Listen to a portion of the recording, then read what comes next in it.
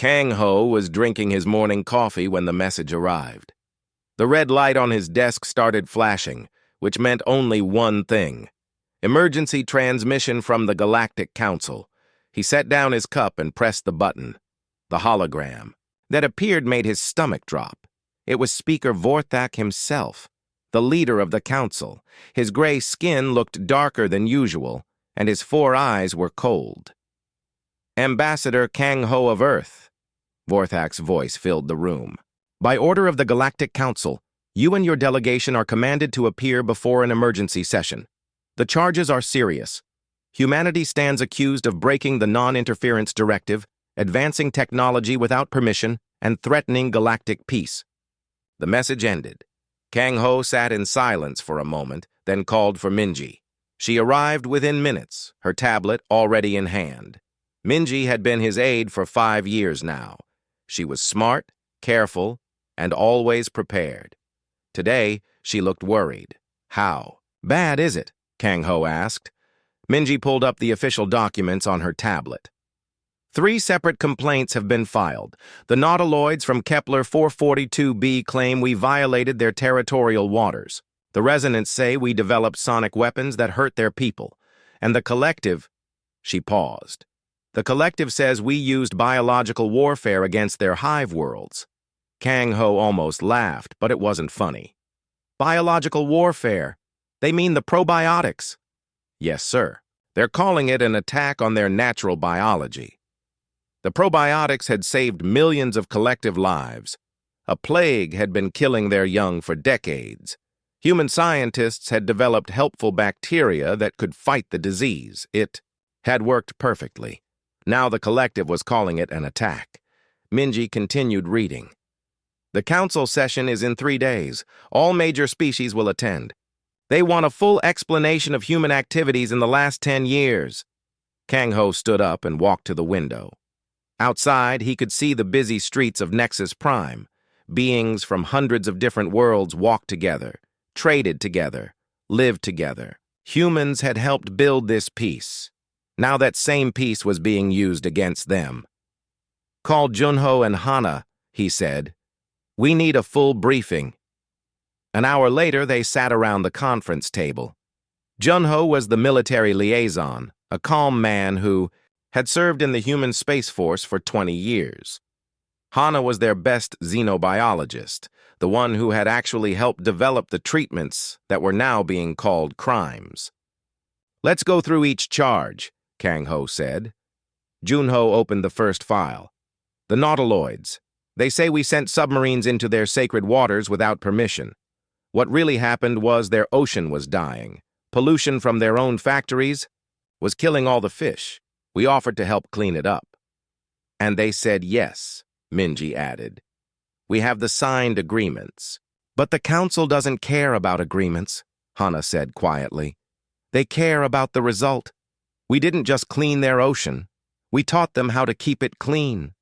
Now their world is healthier than it's been in centuries." Kang Ho nodded. "What about the resonance?" Hana pulled up medical files. "Sonic healing technology. The resonants are made of living crystal. They get sick when their frequencies go wrong. We developed machines that could tune their bodies back to health. It cured a genetic disease that had been killing their children for thousands of years." "But the council is calling it a weapon," Junho said.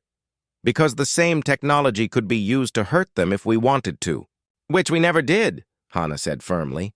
"We gave them the technology. We taught their doctors how to use it. We didn't keep it secret." The third charge was the hardest to hear. The collective's complaint made Hana angry in a way Kang Ho had never seen before. "They were dying," she said, her voice tight. "A bacterial infection was spreading through all their hive worlds. Their immune systems couldn't fight it. In 5 years, they would have been extinct, completely gone. So we helped," Minji said. "We developed probiotics. Good bacteria that could live in their bodies and fight the bad bacteria. It worked. The plague stopped. Their population started growing again, and now they're saying we infected them with foreign organisms." Kang Ho was quiet for a long moment. Then he asked the question they were all thinking. "Why now? We've been helping other species for 50 years. Why are they coming after us now? Junho had been thinking about the same thing. Because we're too successful. Look at the complainants. The nautiloids, the resonants, the collective. They're all doing better now than they were before we helped them. Their worlds are healthier, their people are stronger, their technology is more advanced, and that threatens the established order, Minji finished. The major powers like the Dominion and the Hegemony control the galaxy by keeping everyone else weak and dependent. We've been making other species strong and independent. Hana shook her head. So helping people is now a crime. It always was, Kang Ho said sadly. We just thought the council cared more about results than politics. They spent the rest of the day preparing. They gathered evidence, testimony, and proof of every good thing humanity had done. They had videos of nautiloid children swimming in clean oceans. They had medical records of resonant patients who had been cured of genetic diseases. They had population reports showing how the collective had recovered from near extinction. But as they worked, they all knew it wouldn't matter. This wasn't really about the charges. This was about power. And the council had decided that humanity had too much of it. That evening, Kang Ho walked through the human section of Nexus Prime. Families lived here. Children played in the parks. Humans and aliens worked together in shops and restaurants. All of this could disappear if the council decided humanity was too dangerous. He stopped at a small cafe run by a human woman named Sumin. She served coffee to customers from a dozen different worlds. At one table, a human doctor was teaching a young nautiloid student about marine biology. At another, two resonant engineers were working with a human programmer to improve their city's communication systems. This was what humanity had built.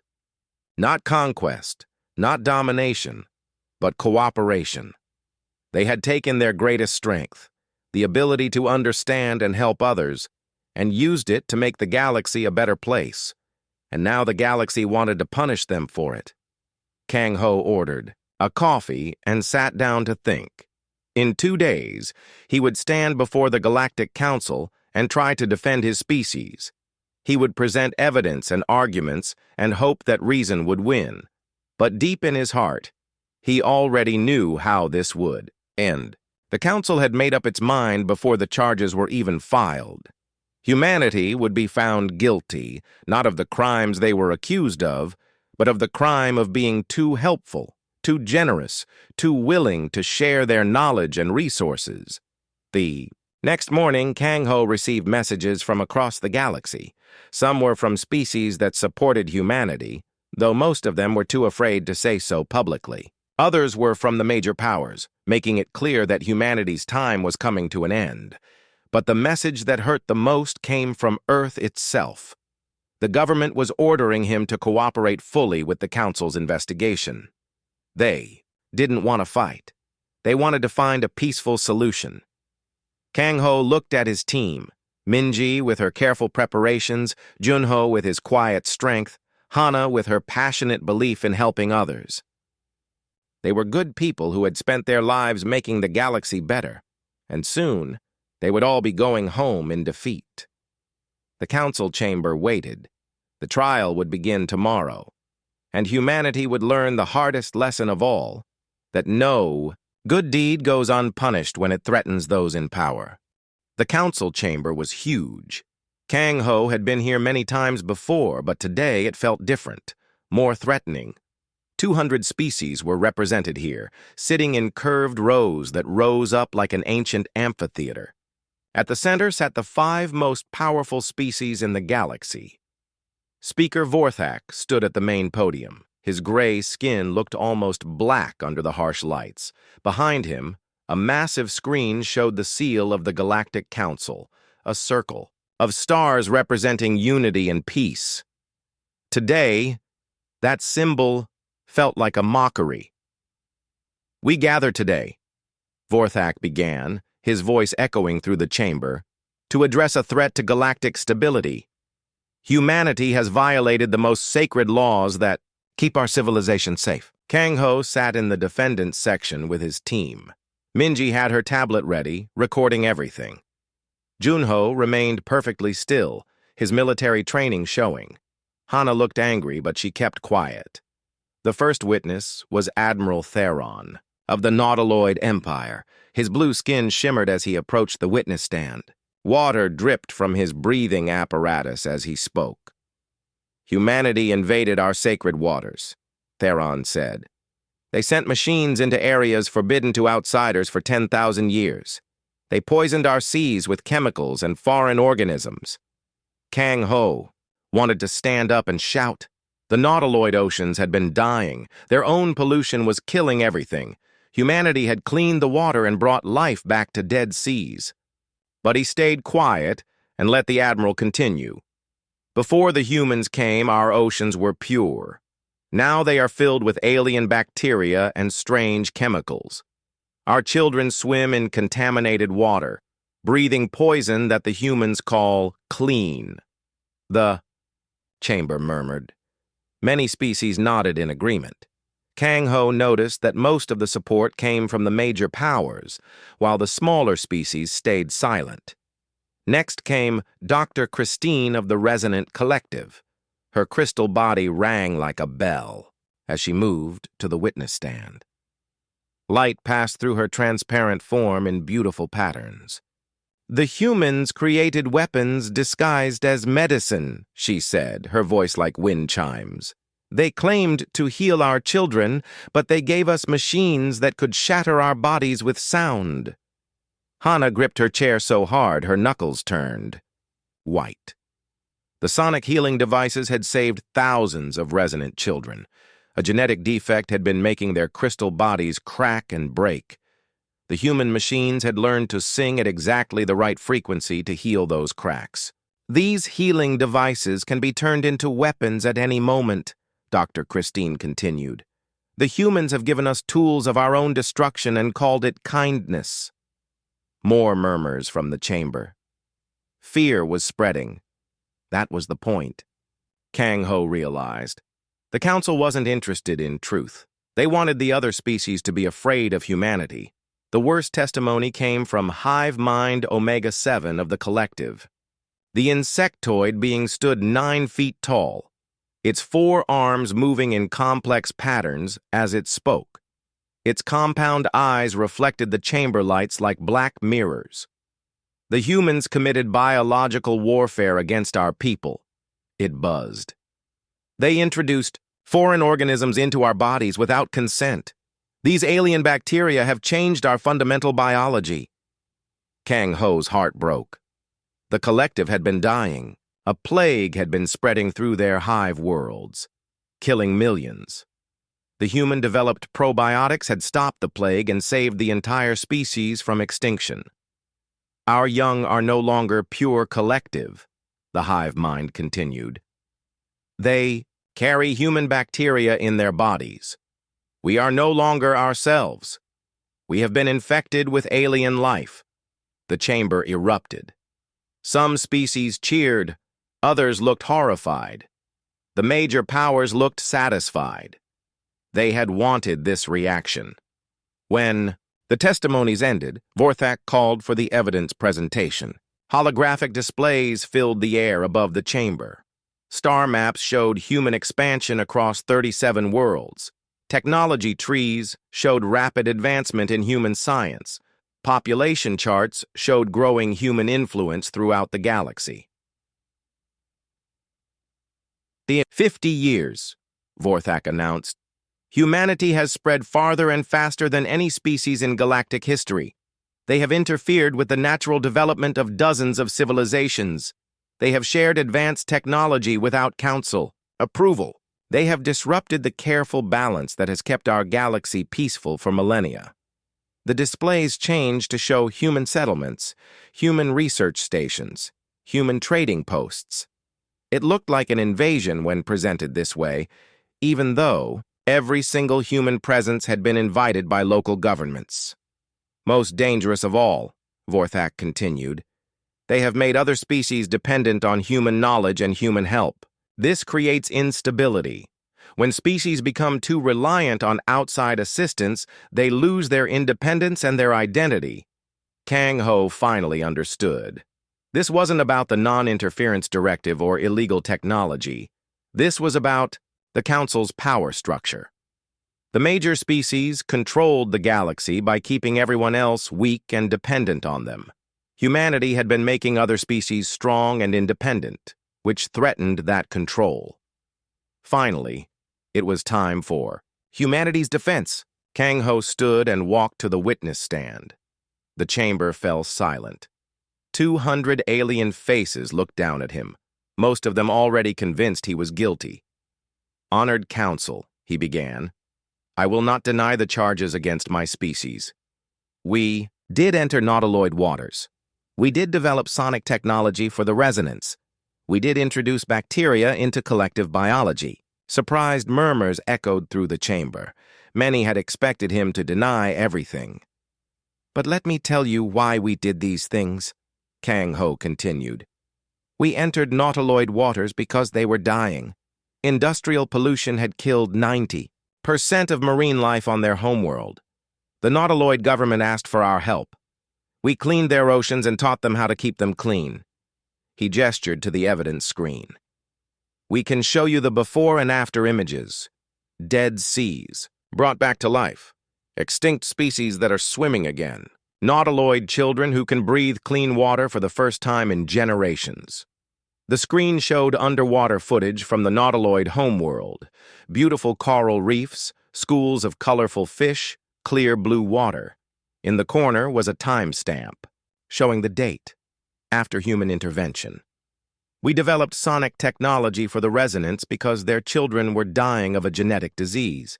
Crystal fracture syndrome had been killing their young for thousands of years. We created machines that could heal these fractures with precisely tuned sound waves." More images appeared. Resonant children before and after treatment. Cracked, broken crystal bodies transformed into healthy, whole forms. Families reunited with children they thought they would lose. And yes, we introduced bacteria into collective biology because they were facing extinction. A plague was killing millions. In 5 years, there would have been no collective left in the galaxy. Our probiotics stopped that plague and saved their entire species. The final images were the most powerful. Population charts showing the collective's recovery from near extinction. Medical records proving the elimination of the plague. Videos of healthy collective young playing in their hives. When Kang Ho finished, the chamber was quiet. Some species looked uncertain now. The evidence was undeniable. Humanity had saved lives, not destroyed them. But Vorthak wasn't finished. "No one questions that human intentions may have been good," he said. "But the road to chaos is paved with good intentions. Humanity has violated the fundamental principle of galactic civilization, that each species must develop naturally without outside interference. The nautiloids must learn to solve their own environmental problems.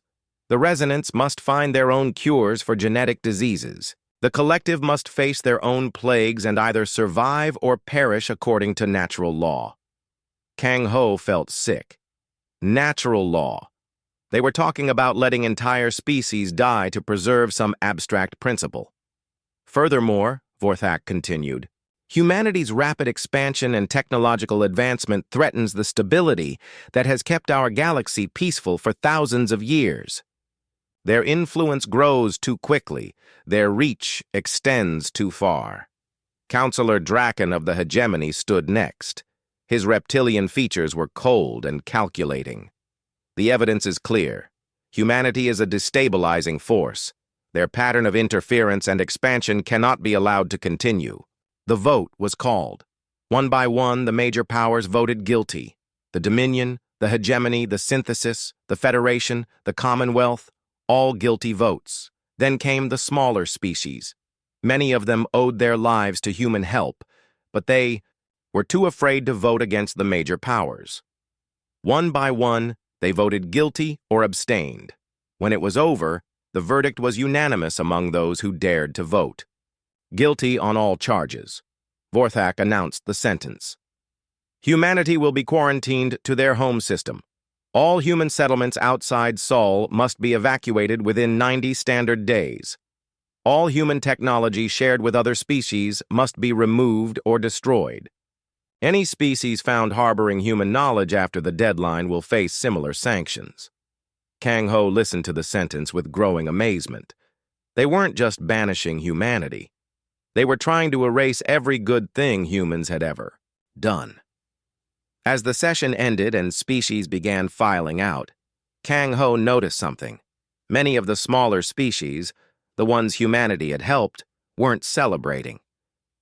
The message went out across the galaxy at exactly midnight, Galactic Standard Time. Every human settlement, every research station, every colony received the same transmission.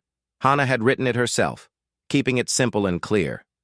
By order of the Galactic Council, all human presence outside the Sol system must end within 90 days. Pack only what you can carry. Leave everything else behind. No exceptions, no delays. We are going home.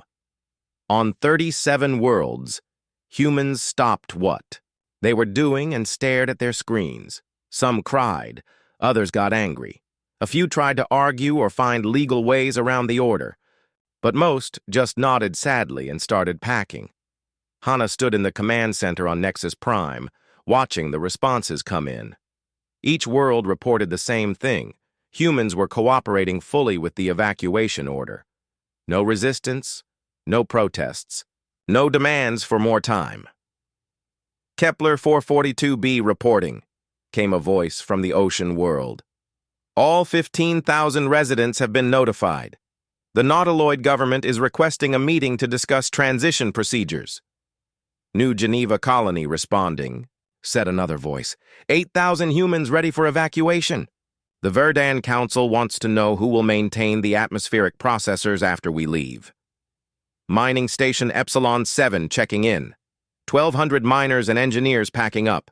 The asteroid belt operations will shut down completely when we go. The reports kept coming. Each one represented thousands of lives being uprooted, years of work being abandoned, friendships being broken.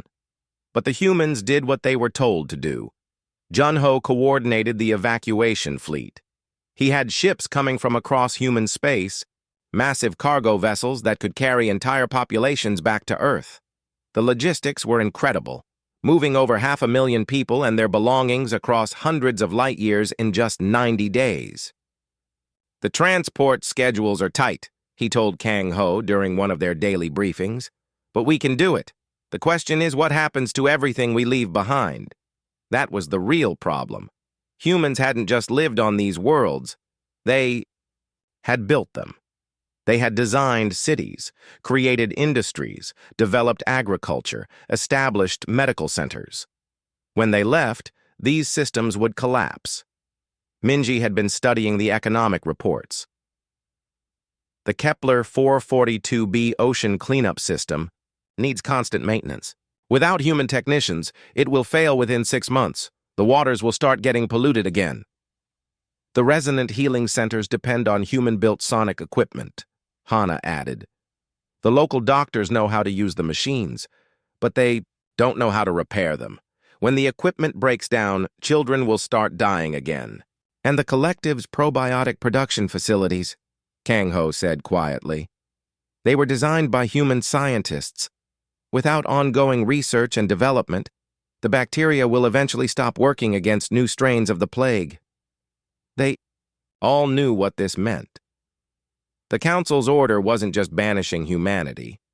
It was condemning the species they had helped to return to their old problems. But the Council had been very clear. Any human technology left behind had to be destroyed. Any species found using human knowledge would face sanctions. The major powers wanted to erase humanity's positive influence completely, unless, of course, the humans were very careful about how they followed orders. The exodus began 3 weeks after the Council's verdict. The first ships to leave were from the outer colonies, small research stations, and mining operations. These humans had always known their positions were temporary. Leaving was sad, but not devastating. But as the evacuation moved to the core worlds where humans had lived for decades, the emotional cost became clear. On New Geneva, human children said goodbye to alien friends they had known their whole lives. On Kepler 442b, human marine biologists watched nautiloid students they had trained for years. Dr. Tae-hyun was one of the last humans to leave New Geneva. He had spent 15 years there, working with the Verdun people to transform their world's atmosphere. The planet had been barely habitable when he arrived. Now it had blue skies and breathable air. On his final day, he stood in the atmospheric processing center with his Verdun assistant, Gorak. They had worked together for 8 years, and Gorak had learned everything there was to know about maintaining the atmosphere systems. "The control panels are all labeled," Tae-hyun said, showing Gorak the maintenance schedules. "The automated systems will handle most of the work. You just need to check the readings every few days and replace filters when the warning lights come." Gorak's forearms moved nervously. "But what if something breaks? What if the atmospheric composition starts changing?" Tae-hyun pulled out a data pad and set it down on the control desk. "I'm leaving this behind by accident," he said with a slight smile. "It has detailed repair manuals, troubleshooting guides, and emergency procedures. If anyone asks, you found it after I left." On Kepler 442b, Dr. So-young was having a similar conversation with her nautiloid colleague, Dr. Kalaris. They stood in the underwater medical center where So-young had trained. Dozens of nautiloid doctors in human medical techniques. "The council says all human knowledge must be removed," Dr. Kalaris said sadly. "But our children need these treatments. Without them, the genetic defects will return." So-young looked around the medical center. The walls were covered with charts, showing human anatomy, nautiloid biology, and hybrid treatment procedures. According to the Council's order, all of this had to be destroyed. "I need to run a final diagnostic on the medical computers," So-young said. "Could you step out for a few minutes?" When Dr. Kalaris returned, So-young was gone. But the medical computers were still running, and somehow all the human knowledge had been transferred to local databases. The charts on the walls had been replaced with identical charts drawn in nautiloid script. "How strange," Dr. Kalaris said to the empty room. "It looks like my people developed these procedures on their own." Similar scenes played out across the galaxy. Human engineers left detailed blueprints accidentally in alien hands. Human doctors taught their alien colleagues advanced procedures as a farewell gift. Human scientists uploaded research data to local networks by mistake. The Council had ordered humans to leave everything behind. They had never said humans couldn't teach their friends how to rebuild what was being left behind. Hana watched the evacuation progress from her office on Nexus Prime. Each day brought reports of humans, leaving worlds they had called home for decades. But each day also brought secret messages from alien friends confirming that human knowledge was being preserved in local hands. A coded transmission from the collective's homeworld. "The bacterial samples are safely stored in our own research facilities. We will continue the work under collective supervision." An encrypted message from the resonant capital. "The sonic healing technology has been reverse engineered by our own scientists. Officially, we developed it ourselves." A carefully worded report from the Nautiloid Empire. "Ocean cleanup procedures have been adapted to nautiloid methods. No human involvement detected." The humans were leaving, but their work would continue. 3 months after the evacuation began, the last human transport lifted off from the last human colony. Captain Jinwoo piloted the final ship, a massive carrier loaded with families from 3 different worlds. As they broke orbit around Kepler 442b, he looked back at the blue-green world below. From space, the planet looked perfect. Clean oceans, healthy continents, cities that blended seamlessly with natural landscapes. It had taken humans 20 years to help the nautiloids create this paradise. Now they were leaving it behind forever. But as the ship jumped to hyperspace, Captain Jinwoo smiled. The Nautiloids knew how to maintain their world now. They had the knowledge, the skills, and the determination to keep their oceans clean. They didn't need humans to hold their hands anymore. That had always been the goal, to help other species become independent, not dependent. On Nexus Prime, Kang Ho prepared to leave the embassy for the last time. The building had served as humanity's voice in galactic affairs for 50 years. Now it would stand empty, a reminder of what the galaxy had chosen to lose. Minji had already shipped most of their files back to Earth. The important diplomatic records, the trade agreements, the friendship treaties, all of it was going into storage. The galaxy wouldn't need these documents anymore, but some files had been accidentally copied to local databases. Academic institutions across the galaxy suddenly found themselves with access to human research on everything from agriculture to medicine to engineering. Officially, these files had been developed by local scientists. Unofficially, everyone knew the truth. The last ship to leave was Kang Ho's personal transport. As it lifted off from Nexus Prime, he looked down at the great city one final time. Hundreds of species lived and worked together there, building a civilization based on cooperation and mutual respect. Humans had helped create that civilization. Now they were being forced to abandon it. But the ideals they had fought for, peace, cooperation, the belief that different species could work together, those ideals would survive. Other species would carry them forward. As the transport jumped to hyperspace, beginning the long journey back to Earth, Kang Ho opened his personal files. Hidden among his private documents were copies of every friendship treaty humanity had ever signed, every cooperation agreement, every promise of mutual aid. 1 year passed in silence. Counselor Drekon stood on the observation deck of his flagship, looking out at the space where humanity's greatest colony had once been. New Geneva was now called Verdania, and the green-skinned Verdans who lived.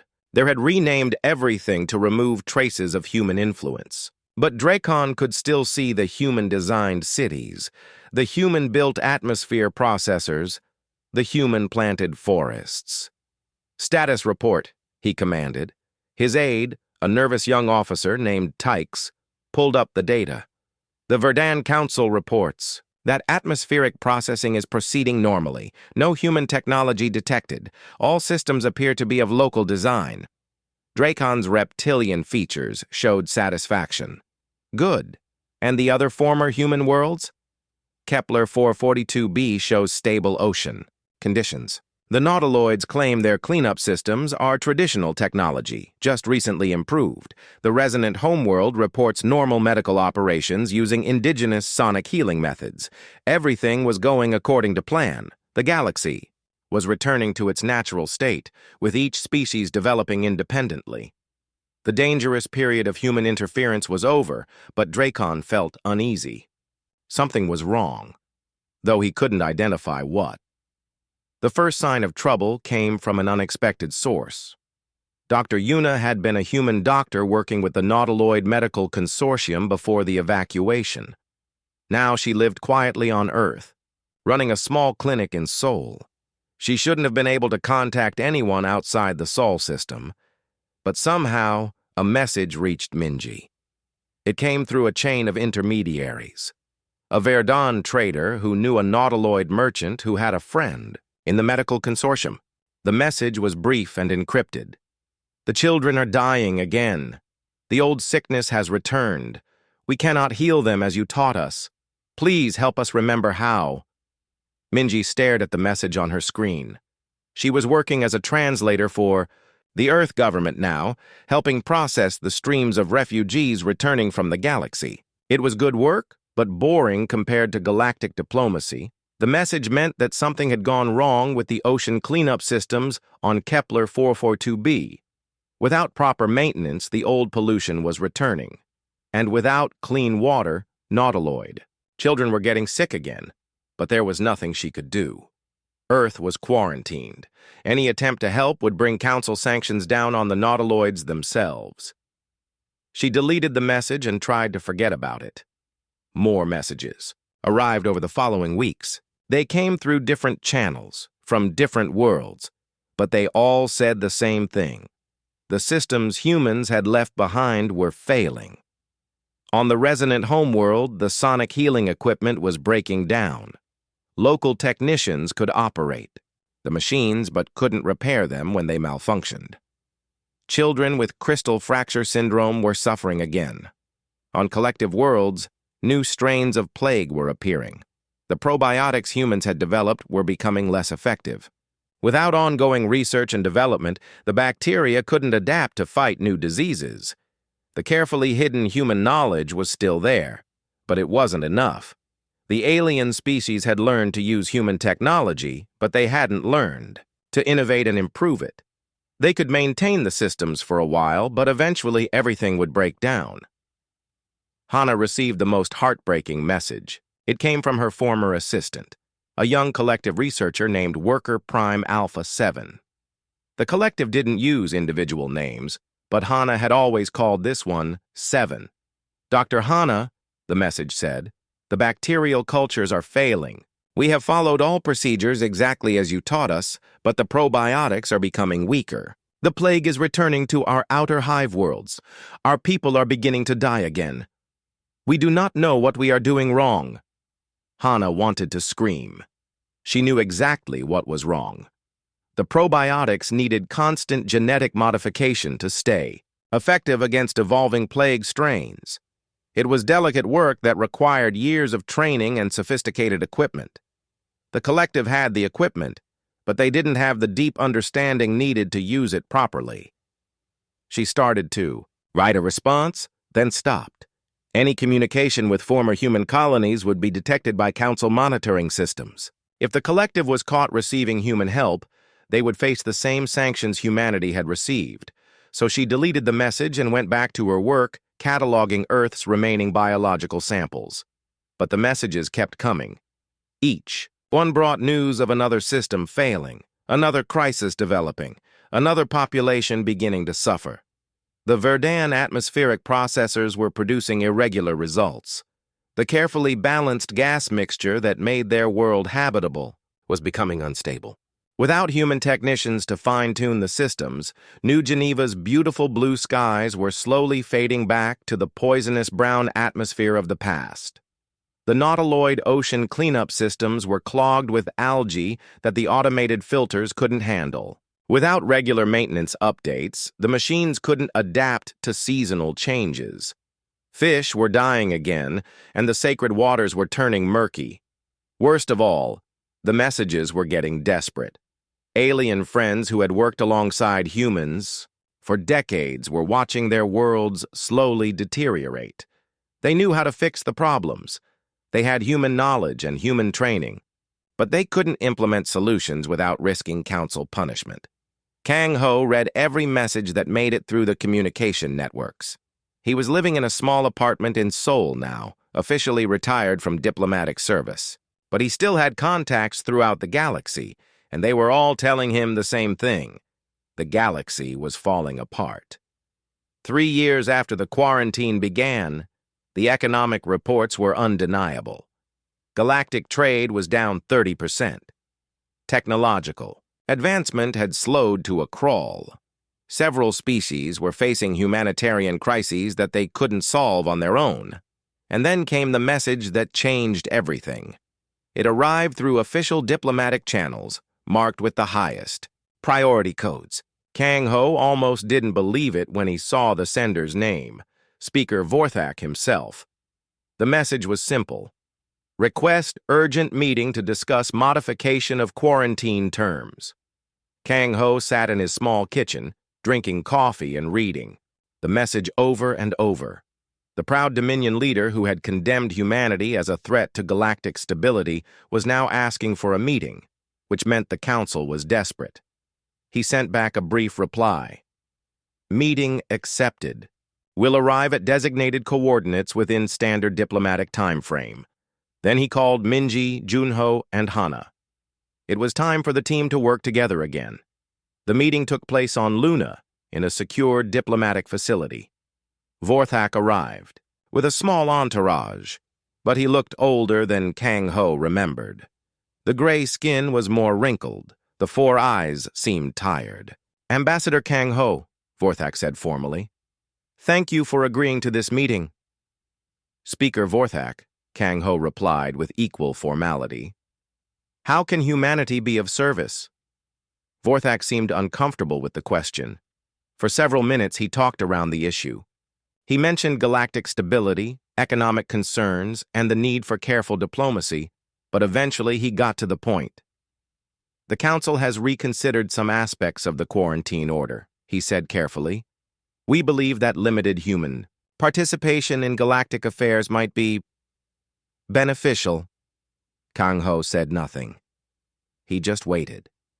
"Specifically," Vorthak continued, "we would be willing to allow human settlement on a restricted number of worlds, perhaps 5 or 6 carefully chosen locations, with proper oversight and council approval for all activities." Still Kang Ho said nothing.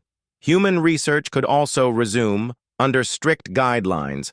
Medical assistance to allied species could be permitted in emergency situations. Trade relationships could be re-established with appropriate safeguards.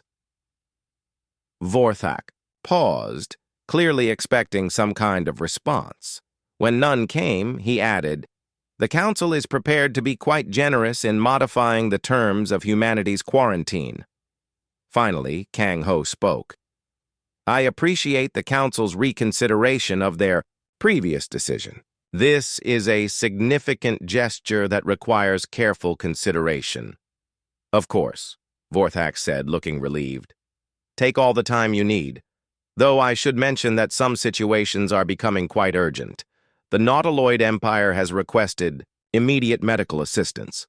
The Resonant Collective is facing a public health crisis. The Collective's outer colonies are dealing with disease outbreaks." "I understand," Kang Ho said calmly.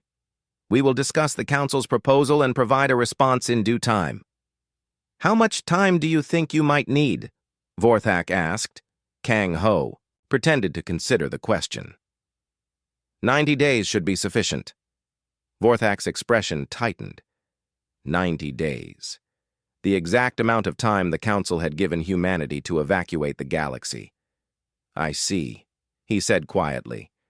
The meeting ended soon after. Vorthak and his entourage returned to their ship, while Kang Ho and his team remained on Luna. "Are we really going to make them wait 90 days? Minji asked. Kang Ho smiled for the first time in months.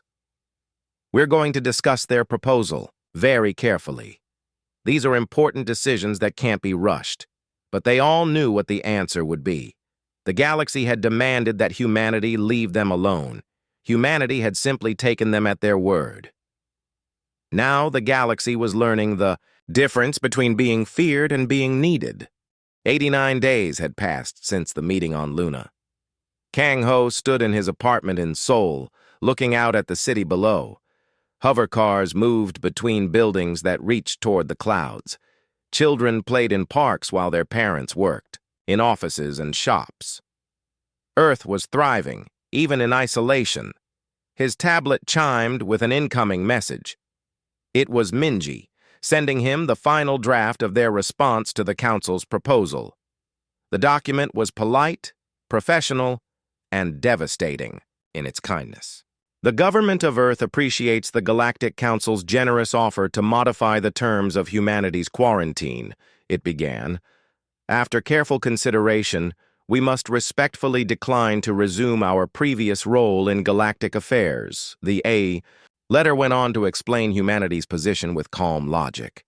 The Council had made it clear that human help was unwanted interference. The major species had voted unanimously that humanity was a threat to galactic stability. These concerns were still valid, and humanity respected the Council's judgment. We understand that some temporary difficulties may have arisen during the transition period, the letter continued.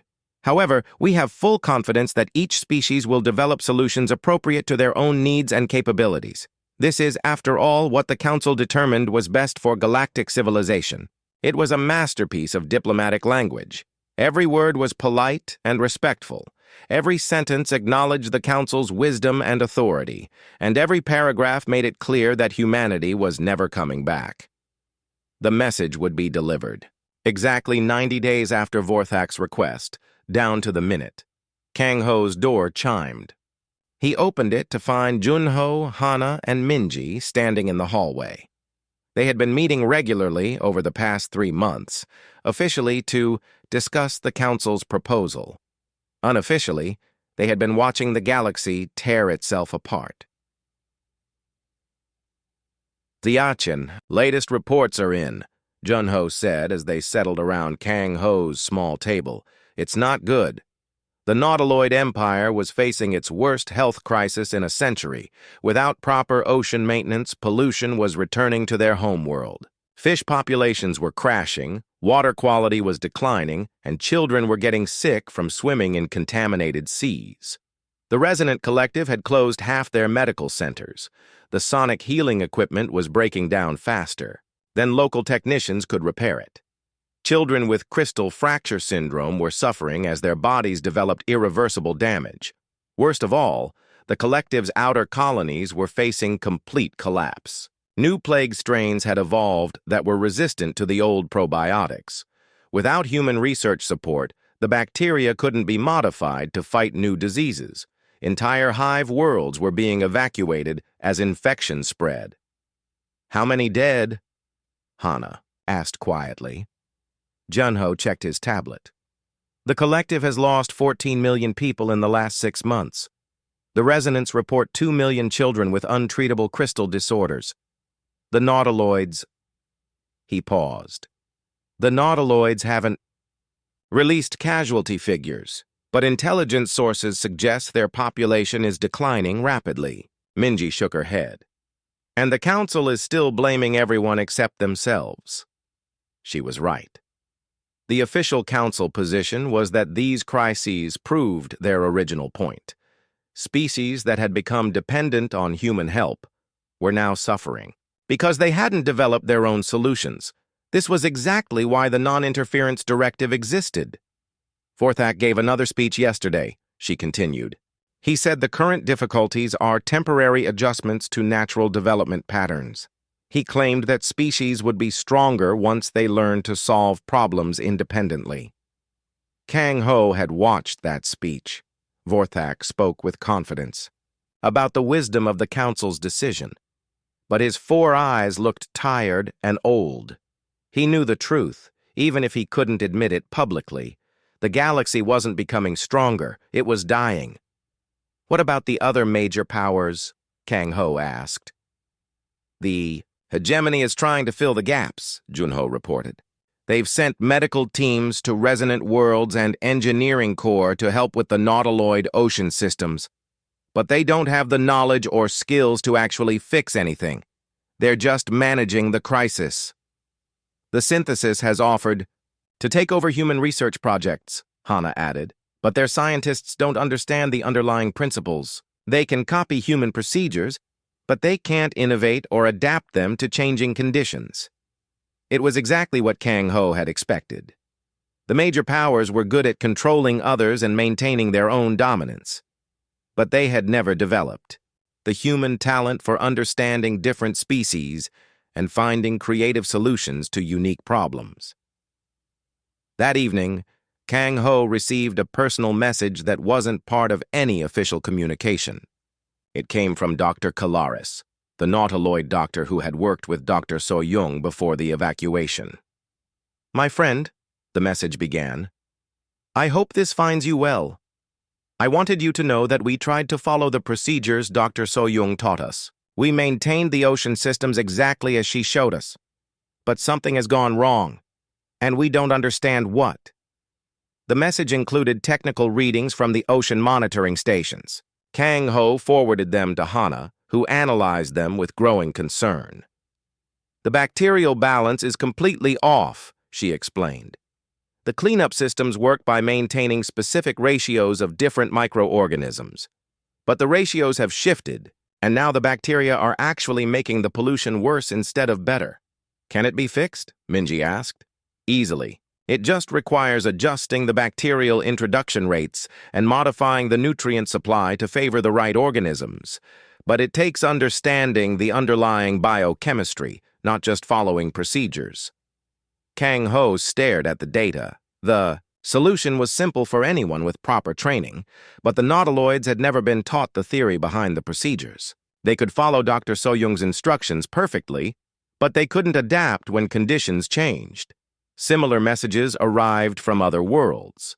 Resonant doctors who couldn't calibrate their sonic equipment when seasonal temperature changes. Affected crystal resonance frequencies. Collective researchers who couldn't modify their bacterial cultures when new plague mutations appeared. They all had human knowledge, but they didn't have human understanding. 3 days before the deadline, Vorthak sent another message. This one wasn't a formal diplomatic communication. It was a personal plea from an old man who was watching his life's work crumble. Ambassador Kang Ho, it began, I know our past relationship has been difficult, but I am asking you, leader to leader, to reconsider your decision. The galaxy needs human expertise. People are dying who could be saved. The message went on to detail the crisis in frank terms. Vorthak admitted that the Council had underestimated humanity's importance to galactic stability. He acknowledged that the quarantine had caused more harm than good. He even offered to step down as speaker if that would help convince humanity to return. I made a mistake, the message concluded. I thought we could replace human knowledge with our own expertise. I was wrong. Please don't let innocent people pay for my error. Kang Ho read the message 3 times. It was the closest thing to an apology he had ever received from the Galactic Council. Vorthak was admitting that everything humanity had been accused of, interfering with other species, advancing too quickly, disrupting galactic stability, had actually been necessary for the galaxy's survival. But apologies didn't change the fundamental problem. The Council's power structure still depended on keeping other species weak and dependent.